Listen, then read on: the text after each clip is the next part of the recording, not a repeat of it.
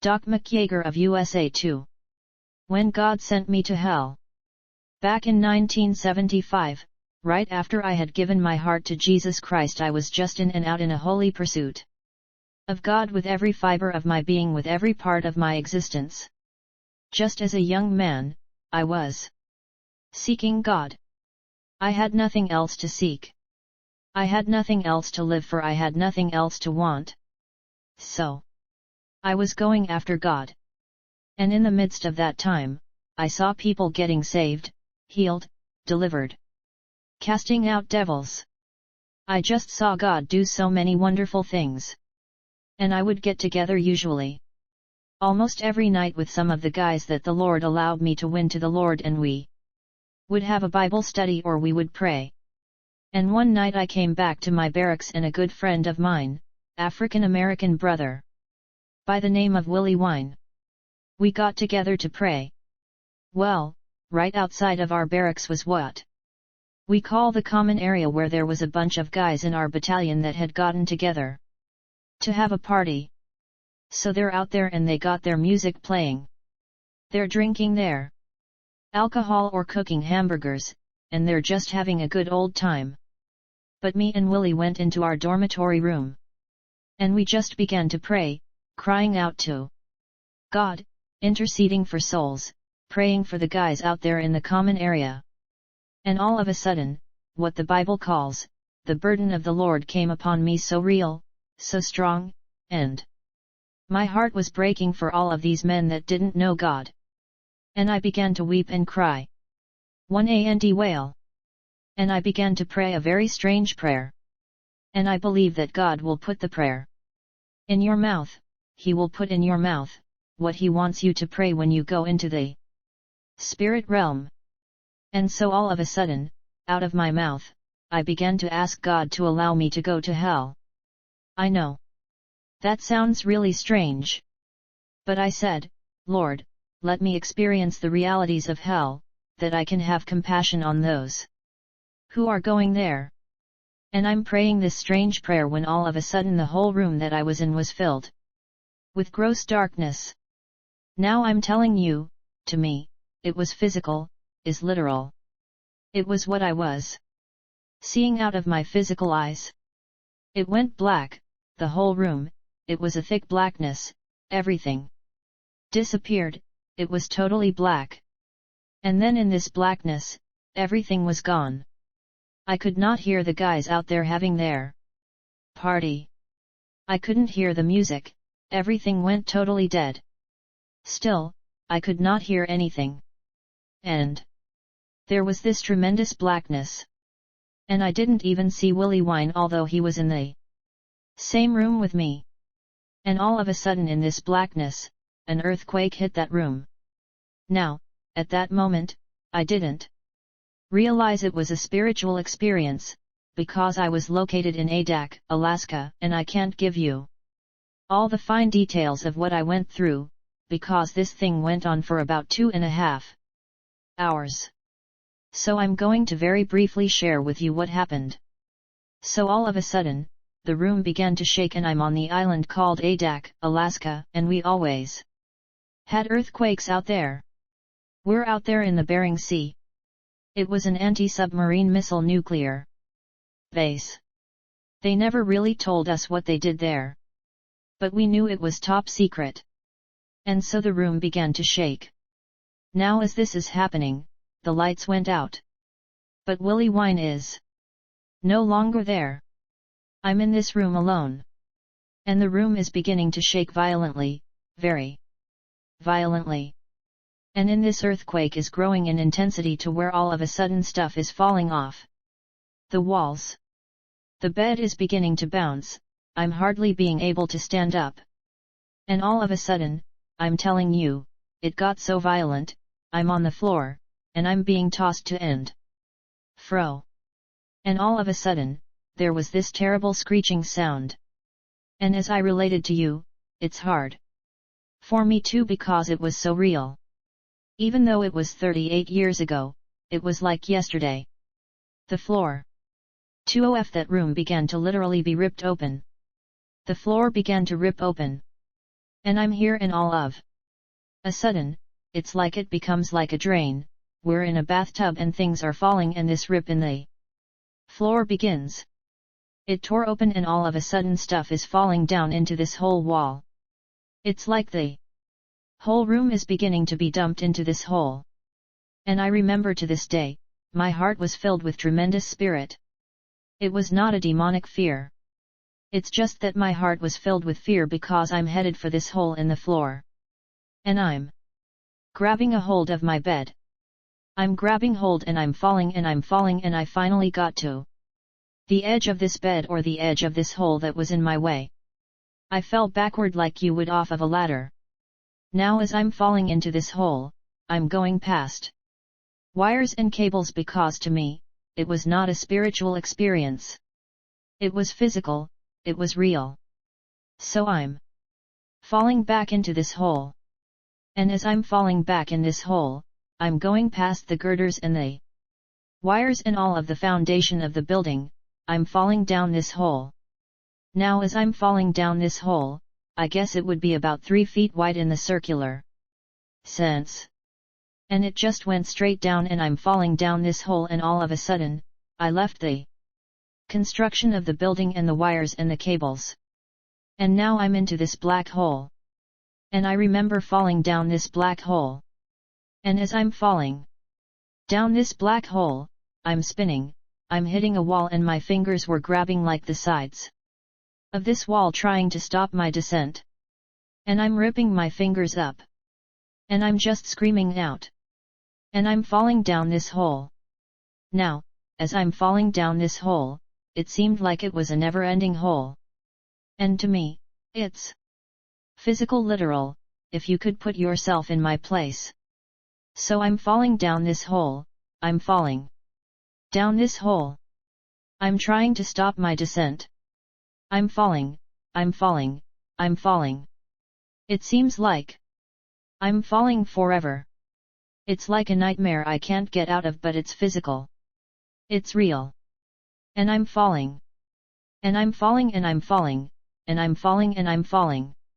And as I'm falling, all of a sudden, I began to breathe this terrible air. It smelled like sulfur. And it's in this hole, then I'm falling down. In the end, I could look up and I could see the light where I fell way above me. But down below me, there was nothing but blackness at this moment, and I'm falling down this hole. And all of a sudden I can hardly breathe. Because the air is filled with a sulfuric smell just so terrible I cannot tell you. I'm trying to breathe. And I remember taking my shirt and putting it over 3my face and I'm trying to breathe because I can't breathe. Because the smell was so terrible. So horrendous.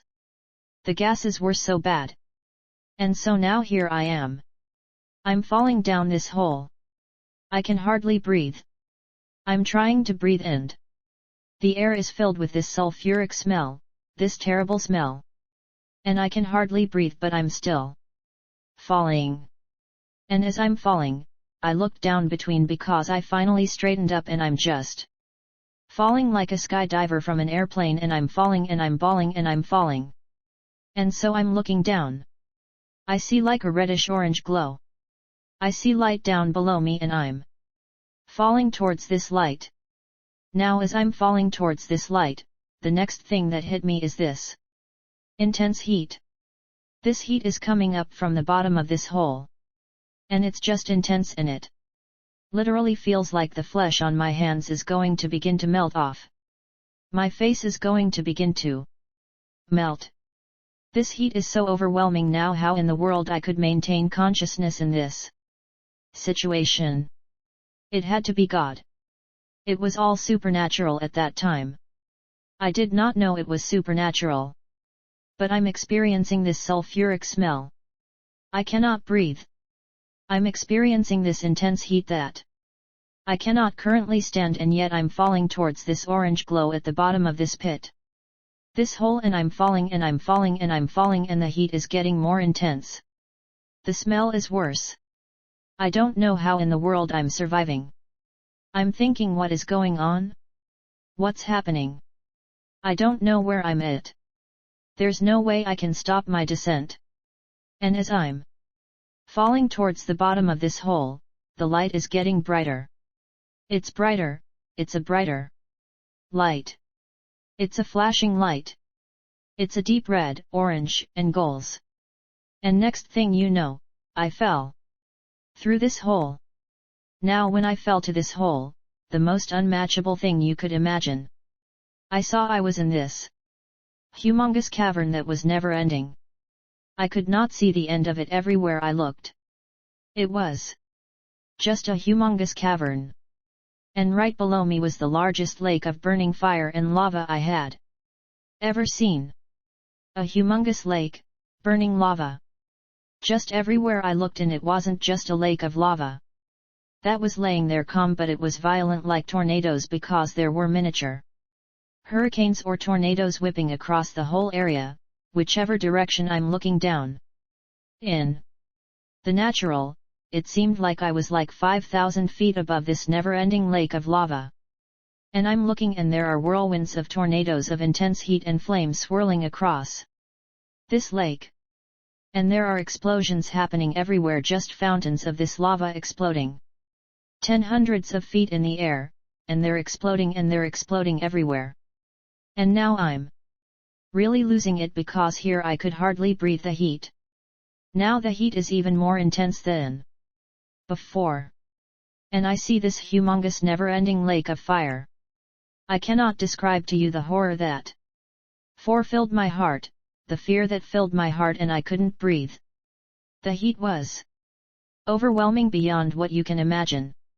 And I'm watching these explosions of lava shooting up into the air and coming back down in. The whole thing was like a violent ocean. All of the lava liquefied lava stones, and the lava burn different colors. It was bright orange, dark orange, some areas were dark, and this thing is completely just violent. The whole thing is this erupting, and it's underneath me about 5,000 feet now at some, and that's the time I didn't realize it was hell. I didn't know what it was. I couldn't imagine what happened to me. Because I'm in my barracks. Next thing, the floor rips open. And I fall through this hole. And I find myself in this cavern. I did not have any fear of going to hell. I didn't have any fear of going to hell, because I knew my heart was right with God. I didn't know what hell was like, but I'm falling now towards this humongous lake of burning, churning, bubbling, boiling, raging lava. Now as I'm falling, the heat gets so intense that all of a sudden, my clothes ignited in the fire. My shoes were burning on my feet. My hair explodes in the flames. Now I don't know how can I explain to you the pain, the agony that was overwhelming. So my whole body is like a torch. My skin ignites in the flames. My fingers are burning. My body is burning. I'm burning in fire. I'm just completely engulfed in flames. As I'm falling towards this place called hell, I didn't realize it was hell yet. So I'm falling, and I'm falling, and I'm up, and I'm falling. And now as I'm falling, all of a sudden I heard this eerie sound. This is a weird sound. And it's highs and it's lows, and it just like somebody's stabbing me in the chest with a knife, because it's so intense and it's so painful. I don't know what it was, and it's getting louder and louder and louder. And when all of a sudden it had to be the Spirit of God that quickened in my mind. It was the screams and the cries of humanity. It was men and women screaming and wailing and crying in the lava of hell. I mean, they're screaming. They're screaming highs and lows. And it just began to rip my heart out. Now, how in the world could I proceed with this while I'm burning? I'm aflame. I'm falling towards hell. And all of a sudden, it hit me like a ton of bricks. You're falling into hell. God heard your prayers. So I'm falling closer and closer and closer. Now as I'm getting closer to this burning, turning, bubbling lake of fire, I looked. And I began to see something on the surface of this boiling, bubbling 5 lava, and they're like real little objects. And it seemed like they had 4 little limbs that were sticking out of these blackened objects. And it's way down there. God had to give me eyes to see. And then He gave me a curiosity in the midst of all my pain and my sufferings. I've got this curiosity. What is that? What are those items floating on the surface? And they would go down and come back up. And be tossed around, and their limbs were just frantically moving every which direction. And I'm looking and getting closer. There were scattered millions of them across the surface. And they would come to the top and go and come to the top. And they're just everywhere. And all of a sudden, the reality hit my heart. They were human beings. It was people. They were burned and charred. They didn't look like humans anymore. You could not tell what was a man and what was a woman. You could not tell what colors they had been. You couldn't tell if they had been Caucasian, or blacks or reds or whatever nation they were charred like a chicken. Over on a roaster and overcooked to where it's nothing but charred and black. And as I'm looking, I'm seeing that they're everywhere. And they're screaming, and they're human beings. And they're just being tossed to and fro. While as I'm looking at this, my mind is filled with horror. All of a sudden, I am plunged into this lake of lava now. The minute I plunged into this lake of lava, that I was just swallowed up. I was swallowed up in this intense burning, churning. Now people say, well, why would God create such pain and intensity for eternity? Why would God do that? Well, I don't have time to talk about it. But there's a good biblical reason why God had to do that. One reason why is because, see, God's got to stop sin. Sin is a virus. Sin is the enemy of God. And have you ever slammed your finger or your thumb with a hammer? And when you slammed your thumb, all of your thoughts stopped about anything else, and you grabbed your thumb and you can think about nothing but the pain. You can't really think. If you had bitterness in your heart towards somebody, if you're going to commit adultery, if you're going to be involved in some wickedness, your mind is involved in that wickedness. Your mind is caught up in that pain. We'll see, because God created man in His likeness, in His image, we are made up an eternal substance, we can never cease to exist. So where is God gonna put corrupted, contaminated, polluted, sin-filled man?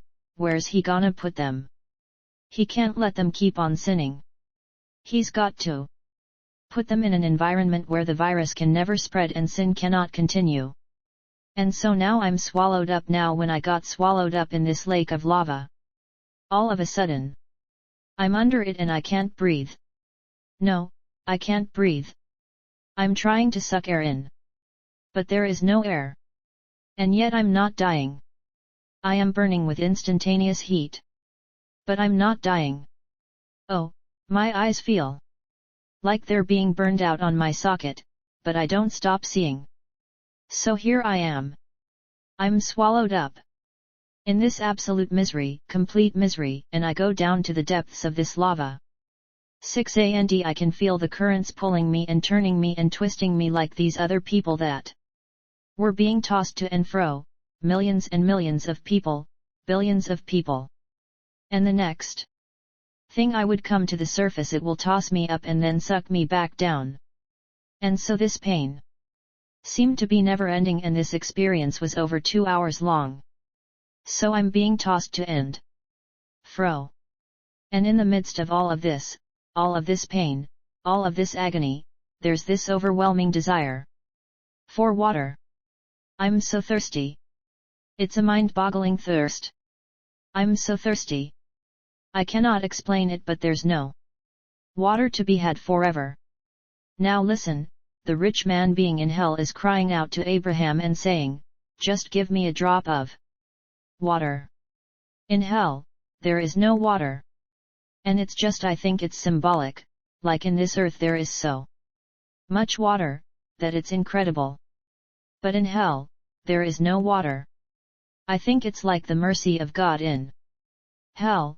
There is no mercy, and how there is no forgiveness, and how you'll never get another chance to repent. And in hell, you never get another opportunity to live for God. And so here I am, I'm being tossed to and fro in the blackness, and now I say a blackness because I believe God allowed me to see what was going on. But actually, there is no light in hell. There is no light in hell, it's completely black, completely dark, you're completely swallowed up into this lake of lava, where there's never-ending pain, never-ending sorrow, never going to get another drink of water. And as I'm in the midst of this, all of a sudden, I realized there was another thing that was completely absent, totally absent, and it was the greatest horror you could ever experience. And it's this. There is no love in hell. No love. None of the goodness of God. Nothing, just absolutely void of love. See, people don't realize, when you live in this world, you see the love of God everywhere. Whether you appreciate it or not. You see it in the flowers. You see it in the birds, you see it in the blue skies above, you see it in the snow-capped mountains, you see it in the crashing waves upon the shore of the ocean. You experienced the love of God, you smell the love of God, you're walking in the love of God without even knowing it. You're walking in the reality of God without even knowing it. Sinners living in this world, and everywhere they look, they have no excuse because the reality of Christ is everywhere. But in hell, there is no love. You'll never have another drink of water. There's nothing but never-ending pain and never-ending sorrow.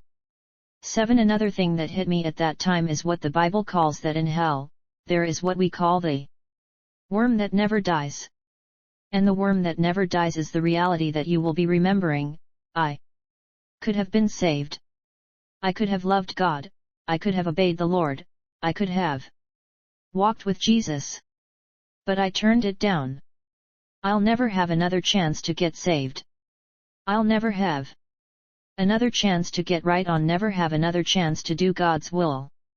So I'm in this, and I'm making it very quickly here because of the thoughts that came into my head, the pain, the sorrow, the loneliness. And that's another thing in hell, you're all alone. You say, well, no, you're now alone because they say, wow, a party with my friends. Well, first of all, there is no communication between the damned. They can't help because they're so full of pain. They're so full of agony. They're so full of sorrow. The worm that never dies is eating up their conscience. They're crying, they're screaming, they're wailing, they're wanting help, but they can't get help. And it's so dark that you're bumping into other people. You're smashing into other human beings. But there is no communication. There is no helping each other. You are completely doomed and damned and lost forever. So I'm in this lake of fire. I'm in this place called hell for hours. I'm tortured. I'm tormented. I can't get a drink. I experienced none of the love of God. I'm completely lonely. I'm cut off from everybody. I'm bumping into other human beings, but there's no communication. I'm under the wrath. I'm under the anger and under the judgment of God. There is just an overwhelming fear of God, knowing you could have been saved, knowing you could have walked with God. The sufferings of earth, you know, people say this is hell on earth. They have no idea what they're talking about. But just if you take a propane torch and stick your index finger underneath that torch for 10 minutes, your finger would be gone, but in hell, your finger would never be gone, just a never-ending pain. But now another thing I discovered when I was in hell, because I could hear the people screaming. And it was the most terrible thing.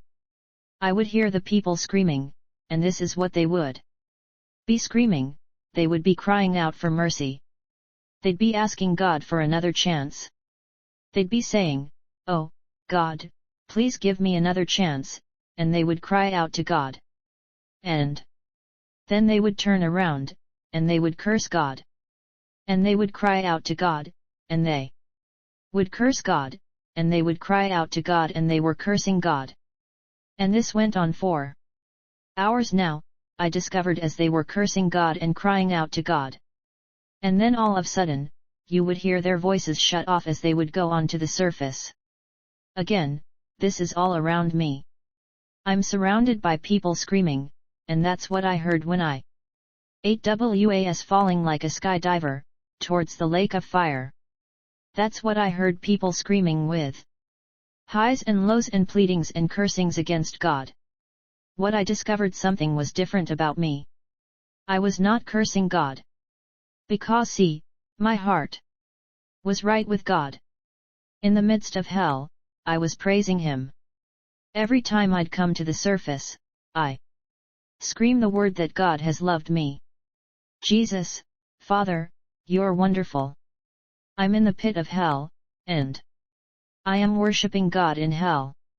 I am praising God in hell, I am magnifying God, and none of these other souls were praising God. None of these other souls were worshipping God, none of these other souls were exalting Christ when I'm exalting Christ in hell, being tossed to and fro by the flames and the waves of the liquefied lava. I am worshipping, and I am praising, and I am exalting God. And I'm crying out, "Oh, God, deliver me from this place. Oh, God, rescued me from this place now." And in one moment, I'm being tossed to the surface of this waves of this liquefied lava, when all of a sudden I heard this most magnificent voice that you could ever imagine. It was so strong, it was so real. It was so amazing.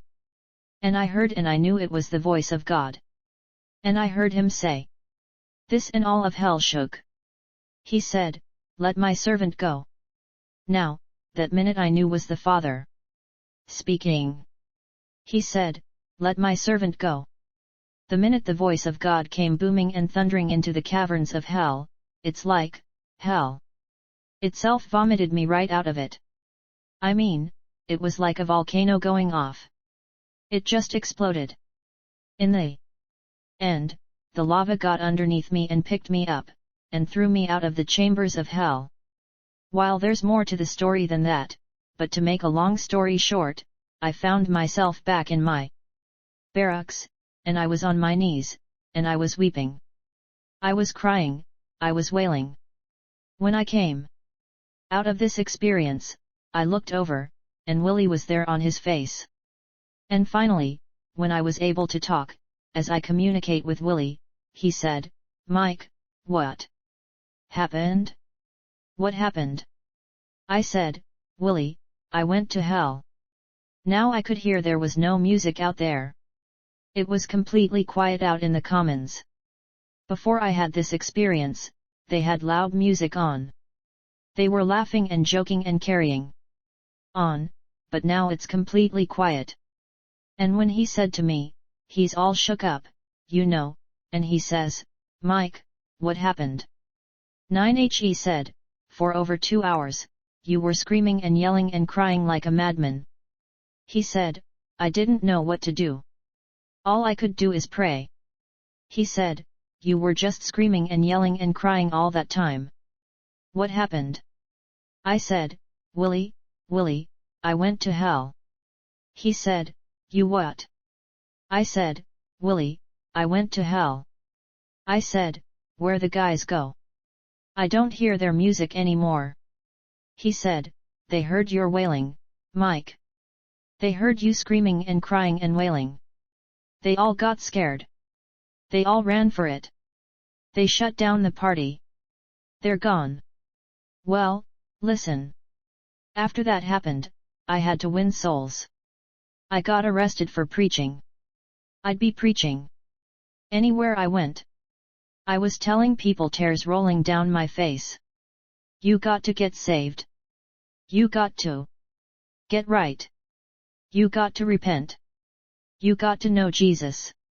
You don't want to go to hell, and so that was 30 years ago, and the story I'm telling you, it's true, and what I've shared with you is such I cannot explain the pain, the agony, the sufferings, the miseries, the torments, the tortures of hell. How can God create such a place? No, you don't understand how, because remember, a just judge never gives more punishment than what the crime deserves or what the people have sinned against the Lord. What is sin? Sin is rebellion against all holy, righteous, loving, forgiving God, and man was made for God's pleasure. We were made for God's will to be done on the earth. And yet we have risen up with the seed of rebellion, the seed of the snake, the serpent, the dragon, the devil, Satan, Lucifer, and we've risen up and we've spit in the face of God. And we said, God, we don't care.